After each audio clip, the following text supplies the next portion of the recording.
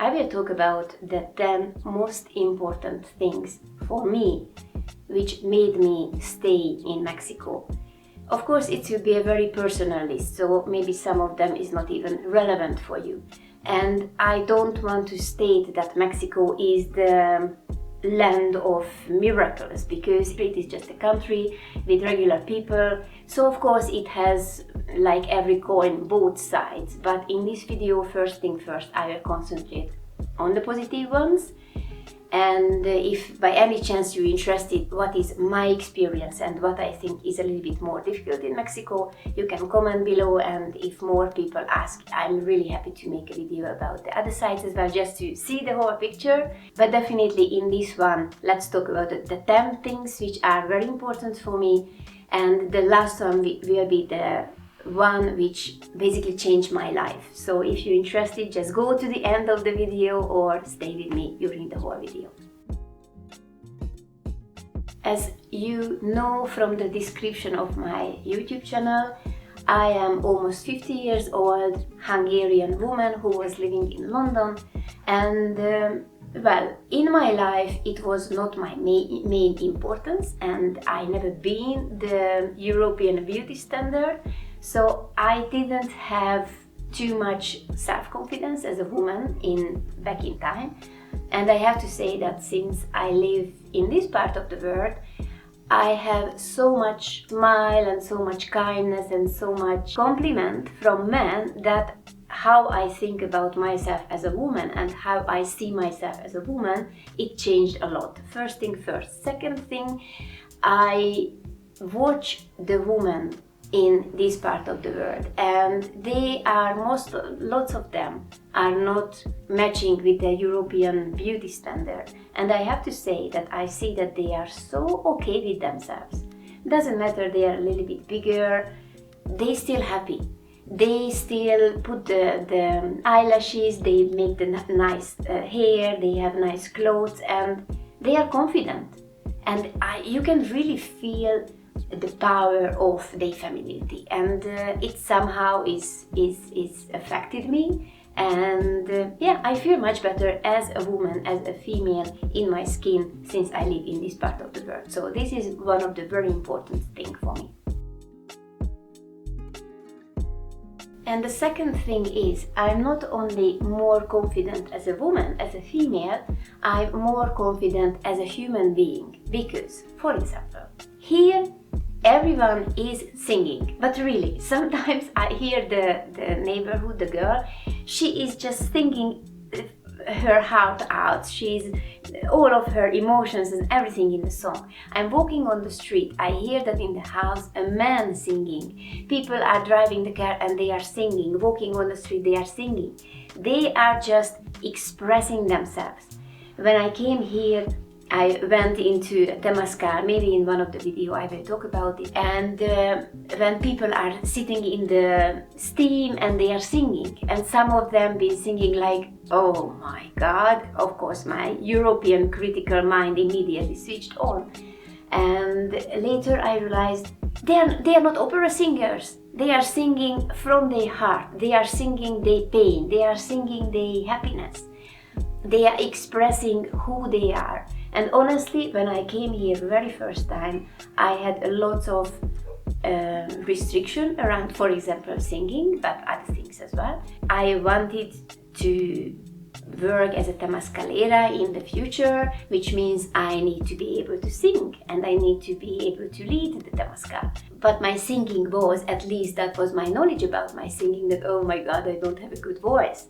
And I went to have some classes from a singing teacher until I realized one day that I don't need a singing teacher, because I have the vocal cords, I have my feelings.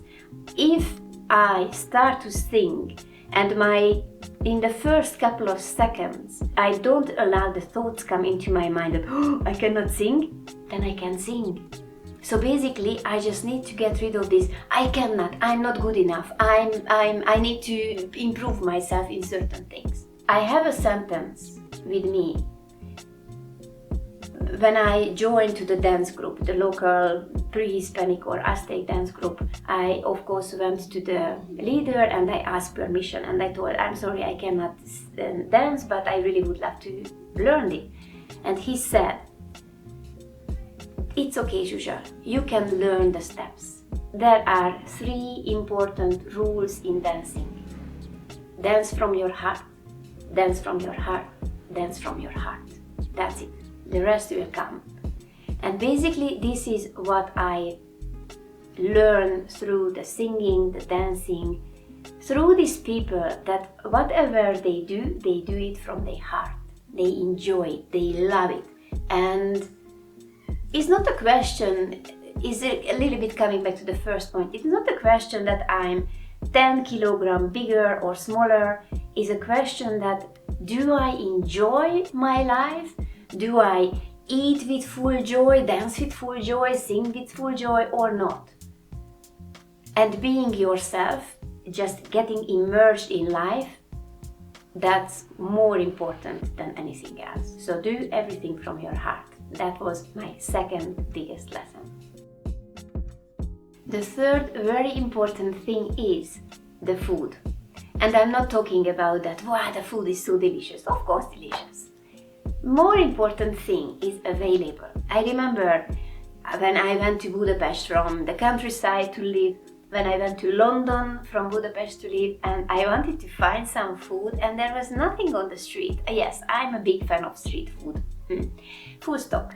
And here, not just in this little town where I live, but even in Mexico City, you can find food on the street. You can find food everywhere. You will be never hungry. You can, every morning there is the pan dulce, the sweet bread and coffee on the street, or sandwiches or tamales. There is always something. And of course during the day, again, every type of food is available on the street and is super delicious. And the main thing is, here people are not eating bread, but the tortilla is more important. And really, they eating the tortilla like the food of God. And they eat every day, and they just not get enough of it. And they talk about tortilla with so much love, with so much respect. And in general, about the food is available is one thing, but they respect the food so much. And when I was invited once it was in Guatemala, but it still is kind of this culture and this part of the world, to a family, and they've been so poor. And they invited me to eat, and that was tortilla with a bit of bean. And the family, everyone came together, the little ones, the old ones, and they've been eating together, and you could really see on their face that, wow, we have tortilla, bean tortilla. And it was just amazing that they eat it every single day, and maybe they don't eat anything else, but it was and I've seen in Europe that I went once into Germany, I think, and it was a huge fridge full of food, and lots of food was already expired and they didn't eat, they just throw them away. And the respect of the food here is so beautiful for me. And basically this leads to the fourth point, which is the respect of the nature, because what we eat here, tortilla, which is corn, frijoles, which is bean, and they know, and all of vegetables and fruits and etc. Everything is coming from the nature. As they respect the food, of course they have to respect the nature because it's coming from the nature. And yes, some days are really hot, some days are rainy, and no one complains. That's insane for me, because they understand that this is part of the nature. The rain will bring me new fresh plants. The sun will ripe my fruits. And when I was, for example, living in London, I never understood why people always talk about the weather. And later I realized, of course, because the weather is constantly changing and there is something to complain. So basically in London, for example, but maybe other parts of the world, and actually in Hungary I kind of realized the same. People being always complaining about the weather. It is raining, oh my god, it's raining. If it's not raining, oh my god, it's not raining. Where the rain is coming. And here for example, we went to dance one night and it started to rain. No one had a word that, oh, it's raining. We continued dancing like nothing happened. And for me, is mind-blowing that Katie Byron was teaching that there are 3 different kinds of things. My thing, your thing, and God's thing or business. And for example, the weather is not my business, it is God's business. If I complain, if I comment, it won't change. So what I can do, just accept it. And my life will be less miserable and much more content if I am able to just accept my environment. This leads to the 5th point, which is a little bit probably the continuity of this, that when you respect your food, you respect your nature, you respect life in general. Maybe because they respect life, that helps to create a different relationship with death. Yes, probably everyone knows that Dia de los Muertos, the celebration of death, is something exists in Mexico. Actually, I was lucky enough to see or experience when someone died in a family, and what happens after when someone dies. And it was so beautiful to experience that first thing first, when someone dies, the body stays in the house for a day in a coffin which has a little window, so you can go there and you can see the dead body. So it helps mentally to close the chapter and understand this person is not with us anymore. People are coming to the house, so it's not like in Europe that someone dies in a hospital and after you see the person's coffin in a cemetery, and no, is much more intimate. People are coming and it's so beautiful that they bring things for the people who are the family, like coffee or sugar or plastic cups, because next day they walk at least. Well, I'm living in a little town, okay? So maybe in Mexico City everything is completely different. But in this little town, the family grabs the coffin and they walk through the village and take the coffin into the cemetery. And after the burial, we have 9 days. It's called novena, when every night, 7 or 8 o'clock, there is a rosary. So people again coming together, and after the rosary, which is approximately an hour, the family offers some coffee or tea or pan dulce, sweet bread for them or something. Which of course is a huge investment for a family when someone just really quickly dies, where this money should come, that I'm inviting other people. People help each other. They not leaving the person who is in pain alone. And I've seen how people who lost loved ones, how they change during these 9 days.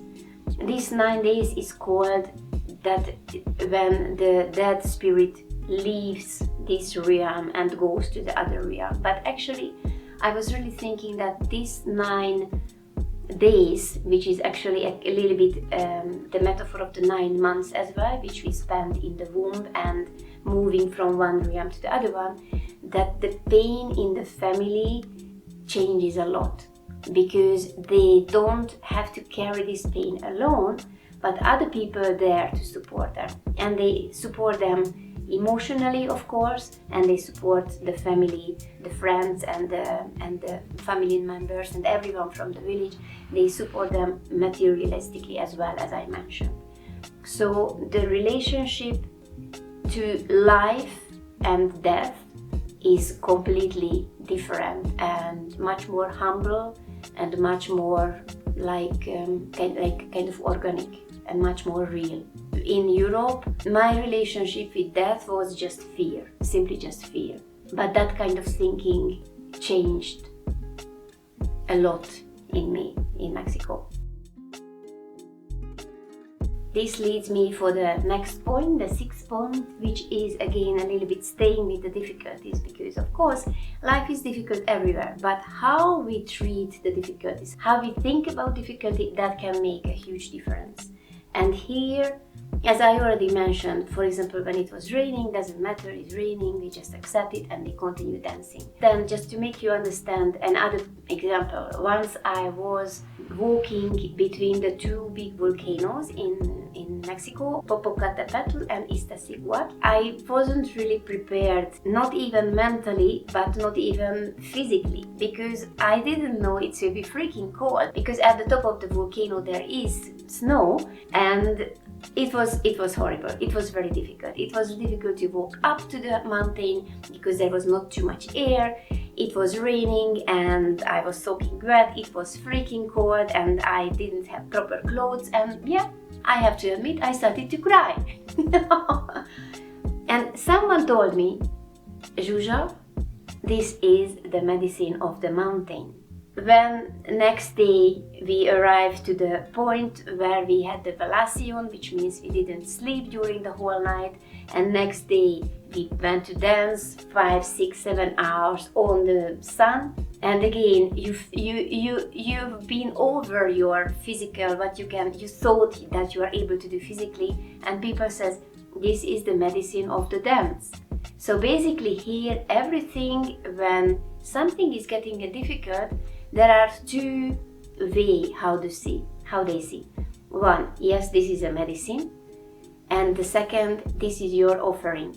You can offer this for if someone, for example, sick in the family. Again, back to the Temazcal I already mentioned. The Temazcal is very, very, very hot, and when people on the verge to give up, other people just say fuerza, fuerza, like be strong, and you know that you do this because you offer this song, you offer your sweat, you offer all of this because cancer of your one of the family member, or the pain of your family member, or someone is alcoholic in the family, and I would like, please send your prayer for this person and help him or her to heal.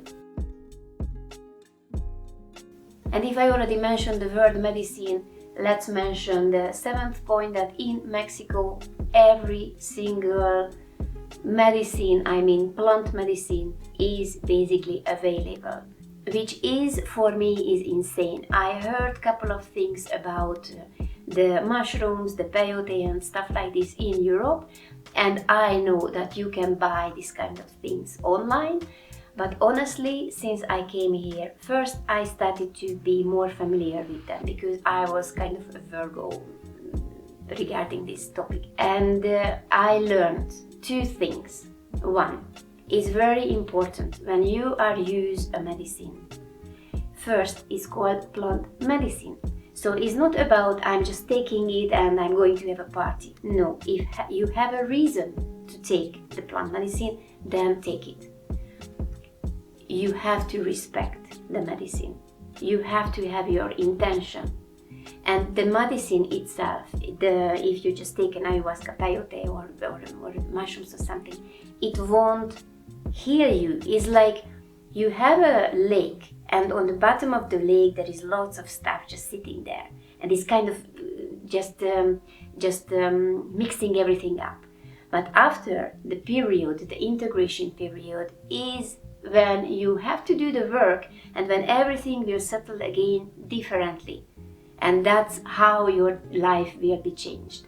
And the other very important thing is that I realized that if you take the medicine in the place where the origin of the medicine, so go and have the peyote in a desert, or go to Oaxaca or other part of Mexico to take the mushroom, and have a leader who you trust and who you know that he or she works in a way that kind of resonates with you.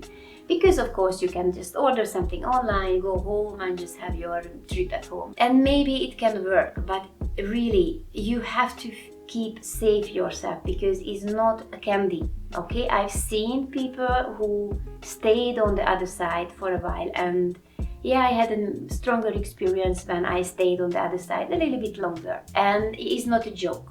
And I don't want to make you scared, but the main thing, respect the medicine, have your intention, and always have a guide who can, if anything is there for you, he or she can be with you and support you on your journey. Most of the time when we have the plant medicine, for example, we have something around us like it's very tight and we need to break this skin, and the plant medicine helps to break it and allows you, the new you, to come out. And it's the same if someone dies in the family. You have this pain body around you, but when other people, the community is there, they help you to carry basically your pain.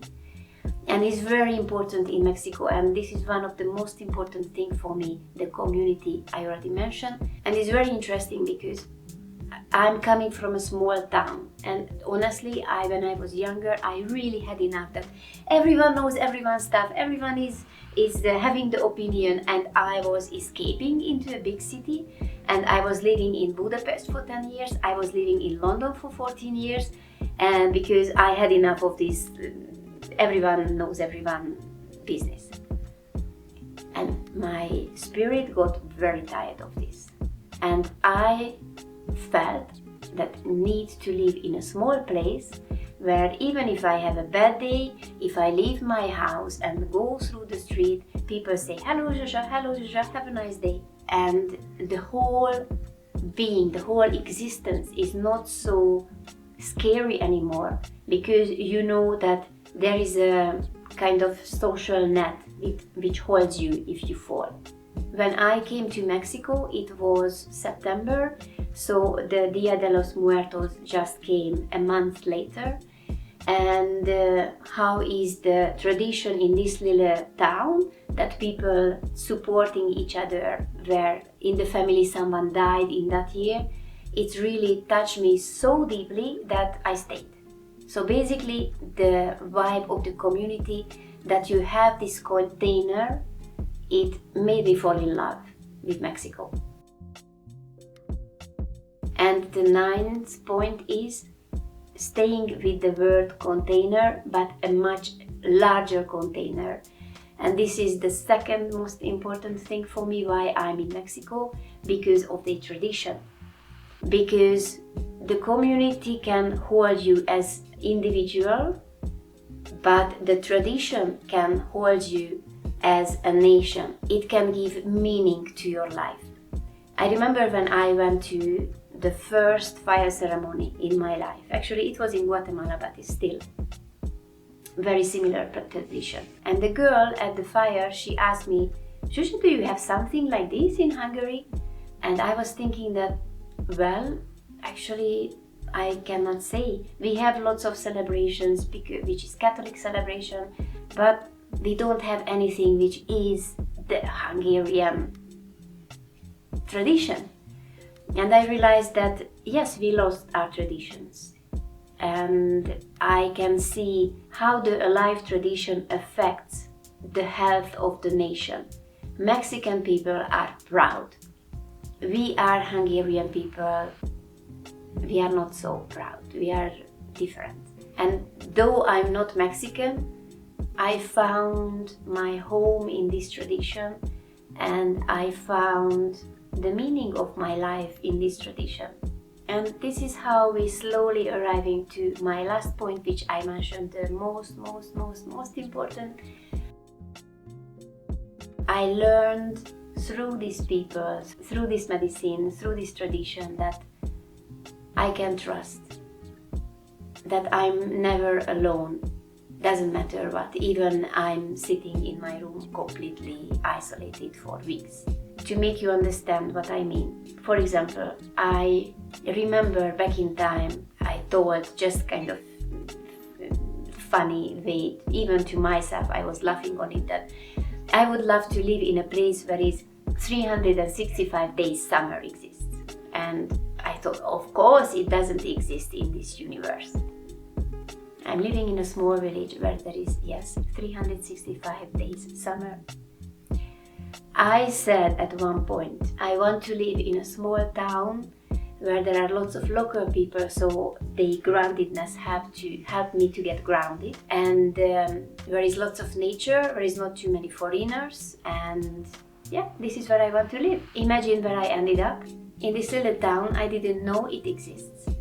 So really I started to learn that it is enough if I know what I want from depth of my heart, from the depth of my personality, of my being, because that was my heart's deepest wish, to have warmth and summer all in my life. So what I want to say, you don't need to know how to get from A to B.